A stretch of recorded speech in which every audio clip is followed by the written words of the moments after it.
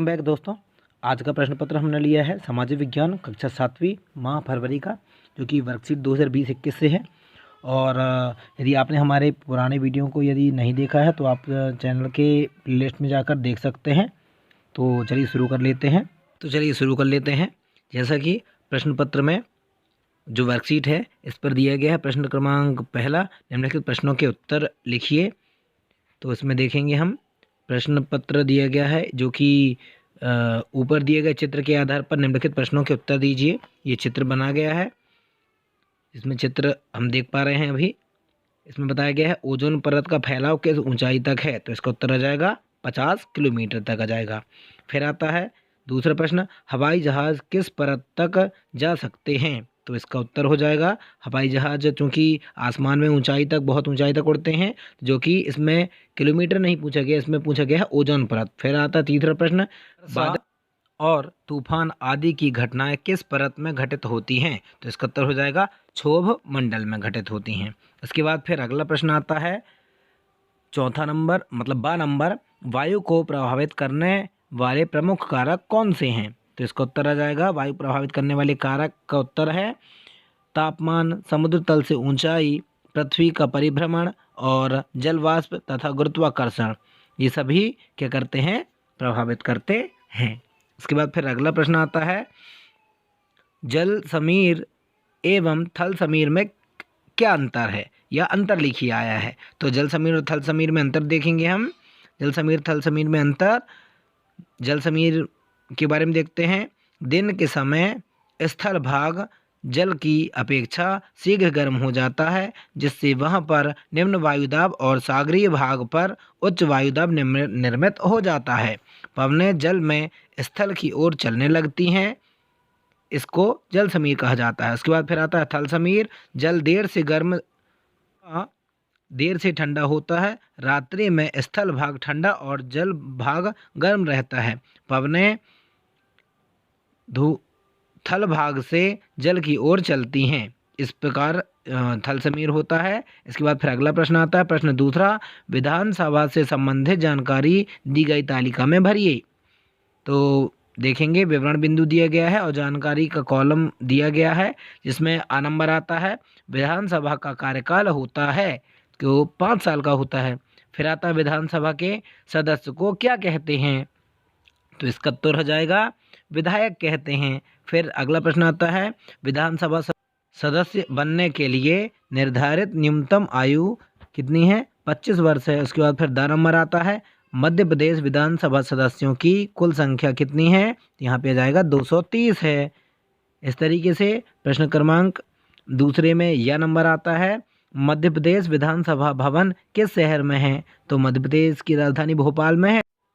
मध्य प्रदेश विधानसभा जो भवन है वह भी भोपाल में है। उसके बाद फिर अगला प्रश्न आता है विधानसभा सदस्य बनने हेतु क्या क्या अर्हता होना आवश्यक है, तो इसका उत्तर आ जाएगा अर्हताएँ पूछा है, मतलब योग्यता पूछा है, तो इसका उत्तर आ जाएगा पहला, वह भारतीय नागरिक हो, 25 वर्ष की आयु पूर्ण कर चुका हो। उसके बाद फिर तीसरा आता है वह भारत सरकार या किसी राज्य के अधीन लाभ के पद पर ना हो, अर्थात किसी भी गवर्नमेंट जॉब में ना हो। फिर चौथा नंबर, वह दिवालिया या पागल ना हो। इस प्रकार से यह प्रश्न दूसरे का उत्तर हो गया।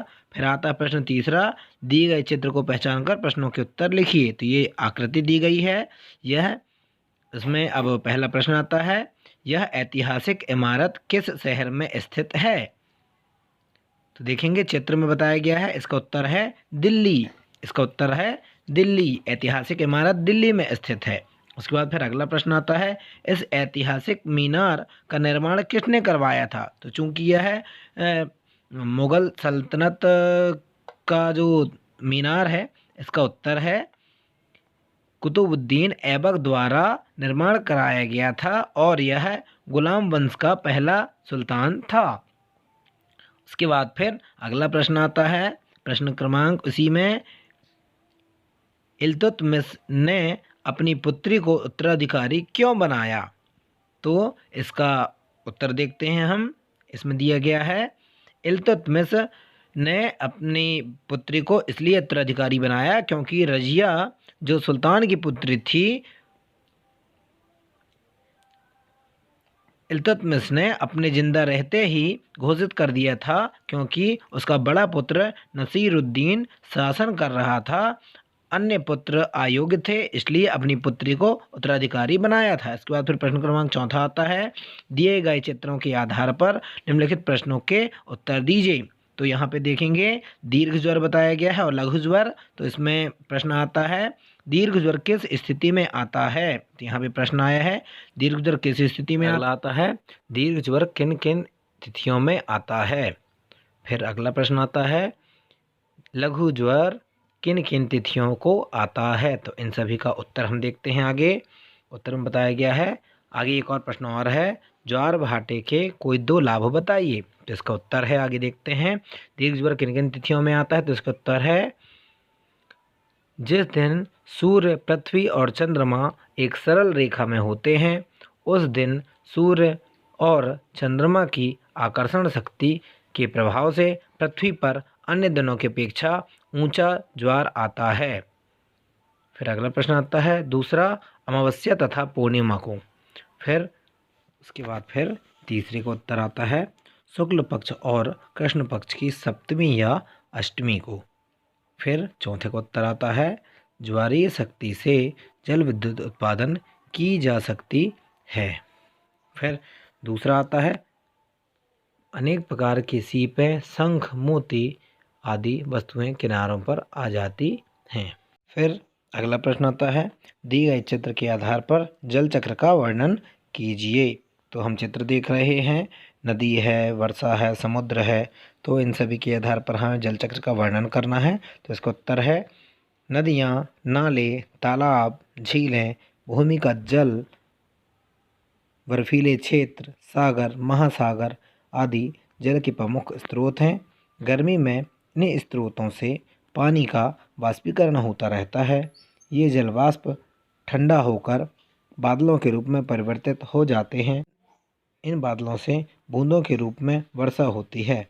वर्षा जल का कुछ भाग भूमि में समा जाता है, शेष भाग नदी, नालों और द्वारा महासागरों में पहुंच जाता है। जलमंडल से वायुमंडल, वायुमंडल से थलमंडल और थलमंडल से पुनः जलमंडल में आ जाता है। इसी आवागमन को जल चक्र कहते हैं। तो इस प्रकार से दोस्तों 12 नंबर का उत्तर हो गया। अब प्रश्न आता है संसद अर्थात व्यवस्थापिका से संबंधित दी गई जानकारी को तालिका में भरिए। तो दिया गया है, बिंदु विवरण दिया गया है और कॉलम दिया गया है। तो जिसमें पहला प्रश्न आता है उच्च संसद जिसे बोला जाता है राज्यसभा, निम्न संसद जिसे बोला जाता है लोकसभा। फिर लोकसभा का कायम जो कार्यकाल रहता है वह 5 वर्ष का होता है। राज्यसभा का कार्यकाल 2 वर्ष का होता है। फिर आगे देखेंगे लोकसभा हेतु निर्धारित सदस्यों की संख्या 552 है। फिर आगे बताया गया है राज्यसभा हेतु निर्धारित सदस्यों की कुल संख्या 550 रहती है। फिर आगे बताया गया है लोकसभा सदस्य बनने हेतु न्यूनतम आयु 25 वर्ष बताई गई है। फिर आगे बताया गया है राज्यसभा सदस्य बनने हेतु न्यूनतम आयु 30 वर्ष बताई गई है। फिर आगे बताया गया है लोकसभा की बैठकों की अध्यक्षता करते हैं तो लोकसभा अध्यक्ष करता है। फिर आता है राज्यसभा की बैठकों की अध्यक्षता उपराष्ट्रपति करते हैं। तो इस प्रकार से दोस्तों ये अपना प्रश्न कंप्लीट हुआ। फिर आता है अगला प्रश्न, प्रश्न क्रमांक 6, खोजी बानो।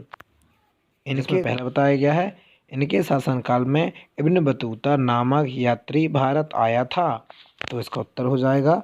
उसके बाद फिर प्रश्न है इन्हें लौह रक्त की नीति से सुल्तान कहते हैं। इन्होंने गुलाम वंश की स्थापना की थी। यह अपने को सिकंदर ए सानी कहता था।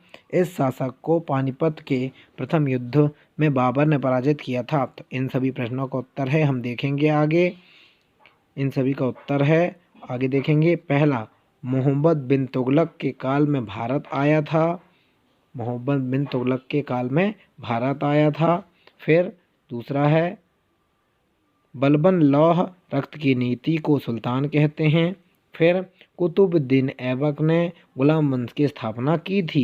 फिर चौथा आया है अलाउद्दीन खिलजी। तो इन सभी का उत्तर है अलाउद्दीन खिलजी। फिर आगे बताया गया है मुगल साम्राज्य का वंश वृक्ष तैयार कीजिए। तो वंश वृक्ष अर्थात जो वंशावली वह तैयार करना है। तो देखेंगे वंशावली तैयार करने के लिए देखते हैं।